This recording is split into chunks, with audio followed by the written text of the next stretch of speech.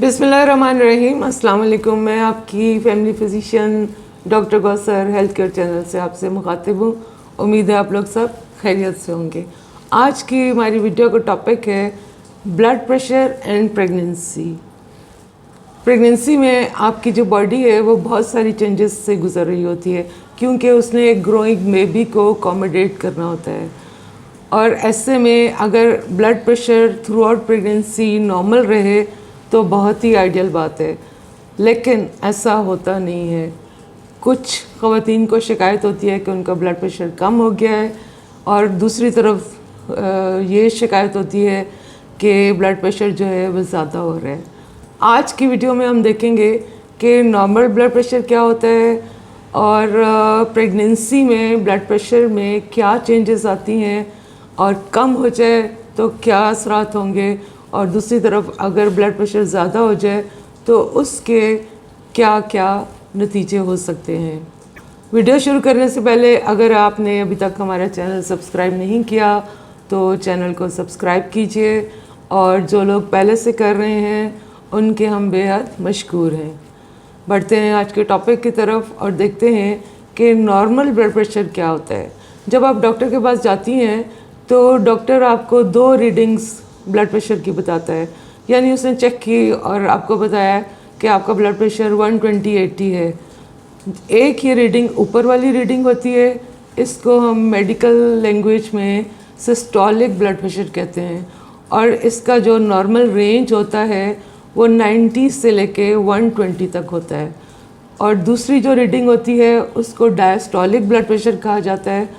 ये नीचे वाली रीडिंग होती है, और इसका जो नॉर्मल रेंज होता है वो 60 से 80 मिलीमीटर ऑफ मर्करी होता है।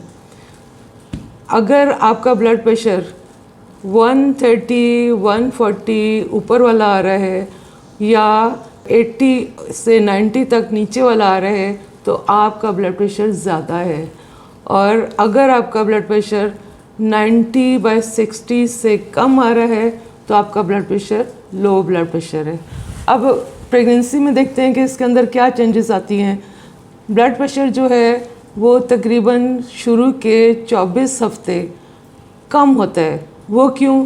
कि प्रेगनेंसी की वजह से आपके पूरे सर्कुलेटरी सिस्टम जो है वो एक्सपैंड हो रहा होता है, यानी आपका हार्ट रेट भी ज़्यादा होता है, आपका ब्लड का वॉल्यूम ज़्यादा हो जाता है, और आपकी जो आर्टरीज होती हैं यानी खून की नालियाँ, उनके अंदर जो छोटे छोटे मसल्स होते हैं वो प्रोजेस्टेरॉन यानी प्रेगनेंसी में एक हार्मोन होता है, उसके अंडर इफेक्ट वो रिलैक्स हो जाते हैं, जिसकी वजह से नालियाँ जो हैं वो खुल जाती हैं और खून की जो रेजिस्टेंस है वो कम हो जाती है और ब्लड प्रेशर लो हो जाता है।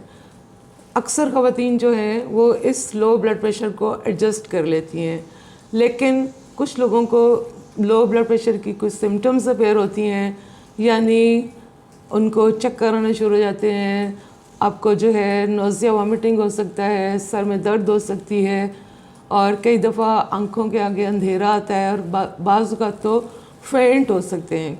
अक्सर आपने देखा होगा पुरानी फिल्मों में कि हीरोइन जो है वो अक्सर फेंट होकर गिर जाती है, तो जब उसको चेक करवाया जाता है तो पता चलता है कि उसको प्रेगनेंसी है। तो ऐसा ही कुछ इफ़ेक्ट भी हो सकता है।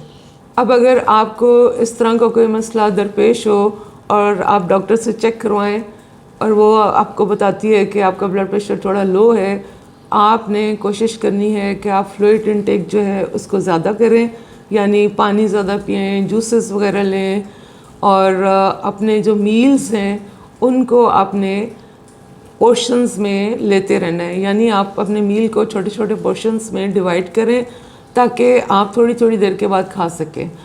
और इसके अलावा डॉक्टर ने आपको अगर कोई सप्लीमेंट्स दिए हैं तो वो भी बाकायदगी के साथ लेती रहें। दूसरी तरफ अगर हम बात करें ऐसी ख़वातीन की जिनको के ज़्यादा ब्लड प्रेशर की शिकायत होती है, ये जो ब्लड प्रेशर होता है ये प्रेगनेंसी के 20 हफ्ते गुजर जाने के बाद ज़्यादा होना शुरू होता है, यानी पहले ब्लड प्रेशर उनका नॉर्मल रहता है, लेकिन 20 वीक्स के बाद उनको ज़्यादा ब्लड प्रेशर होने की शिकायत होती है। इस तरह के ब्लड प्रेशर को हम जेस्टेशनल हाइपरटेंशन कहते हैं, और ये तकरीबन 100 में से 10 या 15 ख़वातीन को ऐसा होता है। अब इस ब्लड प्रेशर की कॉजेज़ क्या हैं, यानी क्यों ये ज़्यादा होता है प्रेगनेंसी में, तो इसकी एग्जैक्ट कॉज जो है वो नहीं पता, लेकिन बहुत सारे रिस्क फैक्टर्स होते हैं जो अगर मौजूद हों तो आपका प्रेगनेंसी में ब्लड प्रेशर ज़्यादा हो सकता है। क्या रिस्क फैक्टर्स हैं कि सबसे पहले हम देखते हैं कि एज, अगर आपकी एज जो है वो 20 ईयर्स से कम है या 35 और 40 से ज़्यादा है, तो दोनों सूरतों में प्रेगनेंसी में आपका ब्लड प्रेशर ज़्यादा हो सकता है। आपकी फ़र्स्ट प्रेगनेंसी है, यानी फ़र्स्ट टाइम आप प्रेग्नेंट हुए हैं, तो भी ब्लड प्रेशर होने के चांसेस होते हैं। प्रेगनेंसी अगर मल्टीपल है, यानी ट्विन्स हैं, ट्रिपलेट्स हैं, या प्रेगनेंसी इन विट्रो फर्टिलाइजेशन यानी IVF से हुई है, या मोलर प्रेगनेंसी है, ऐसी किसी भी सूरत में आपका ब्लड प्रेशर जो है वो ज़्यादा हो सकता है। फैमिली हिस्ट्री बहुत ज़्यादा इम्पॉर्टेंट है, यानी अगर आपकी मदर को प्रेगनेंसी में ब्लड प्रेशर ज़्यादा हुआ था या आपकी सिस्टर को ज़्यादा होता है, तो बहुत मुमकिन है कि आपका ब्लड प्रेशर भी ज़्यादा हो। वेट, अगर आप ओवरवेट हैं तो भी बहुत सारे चांसेस हैं कि आपका ब्लड प्रेशर प्रेगनेंसी में ज़्यादा होगा। कुछ डिजीज़ हैं जैसे किडनी डिजीज़ है, डायबिटीज़ है यानी शुगर का मर्ज़ है, कनेक्टिव टिश्यू डिसऑर्डर है, ये भी हाई ब्लड प्रेशर की वजूहात हैं। अगर प्रेगनेंसीज़ में आपका जो वक्फ़ा है वो बहुत ज़्यादा है, यानी एक बेबी आपका जो है ना बहुत पहले पैदा हुआ था, तो भी ब्लड प्रेशर ज़्यादा होने के चांसेस होते हैं।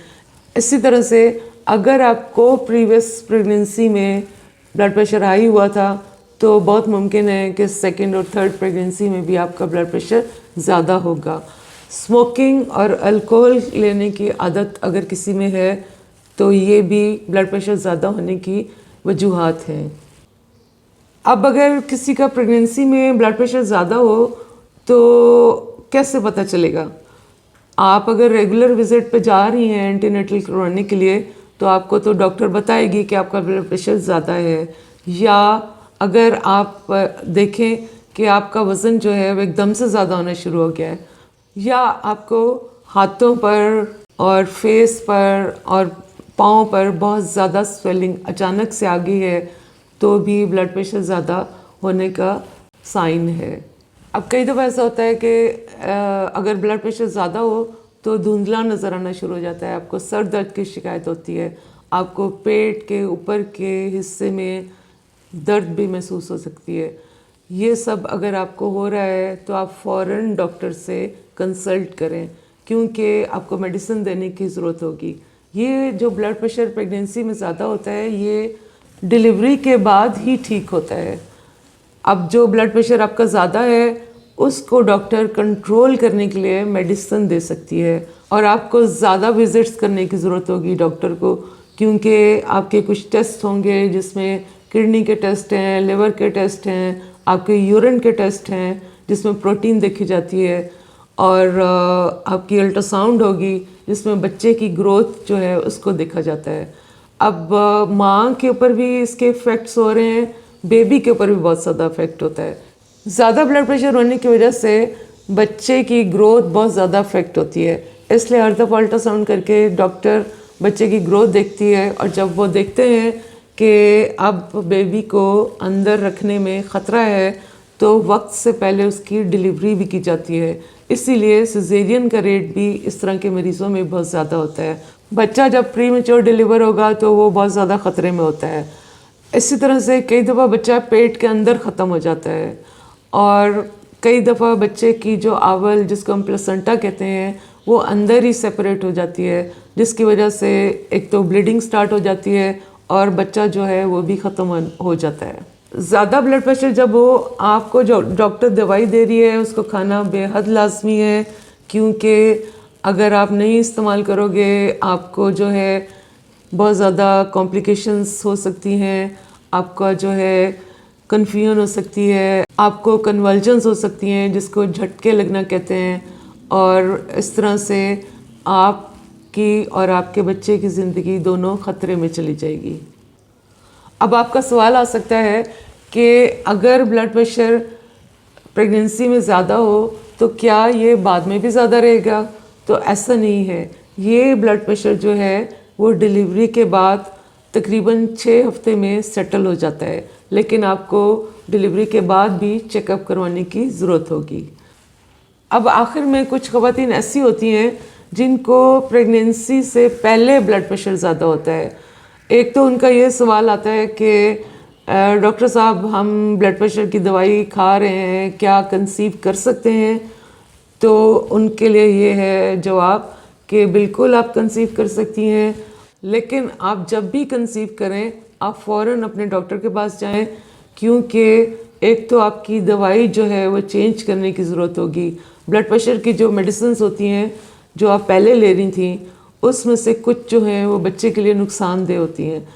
अब आपको अगर प्रेगनेंसी हो गई है तो आपको कुछ दूसरी तरह की मेडिसिन लेनी पड़ेगी। और ये भी हो सकता है कि आपको फर्स्ट 24 वीक्स में कोई दवाई ना लेनी पड़े, क्योंकि जैसा कि मैंने आपको बताया है कि शुरू के 24 हफ्ते में ब्लड प्रेशर अक्सर प्रेगनेंसी में कम रहता है, लेकिन आप अपने ब्लड प्रेशर को मॉनिटर करते रहें। जैसे ये ज़्यादा हो तो आप मेडिसिन लेना शुरू कर दें।